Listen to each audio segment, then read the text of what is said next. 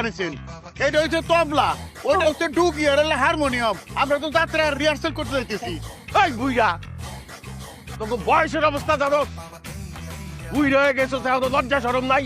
তোরা যাস যাত্রা রিহার্সাল করতে? খবরদার, তোরা কেউ যাত্রা রিহার্সাল যাইতে পারবি না। অবিবাহিত পোলাপানটা গেছে, ওরা যাক, ওরা করুক, ওরা কেন যাবি বুড়া?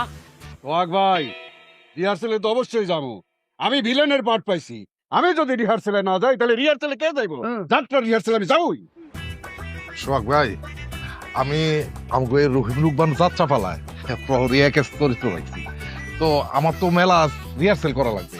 এই কারণে আমি হিসাব কিতাবের দায়িত্বটা রাখতে পারবো না। আপনি তো আমার এই হিসাব কিতাবের দায়িত্ব দিয়ে একবার ফ্রি হয়ে গেছেন। আমি আপনার আজকে বাড়িতে যায়া সব বুঝাই দিব, বুঝছেন? এই দায়িত্বটা আপনি পালন করুন।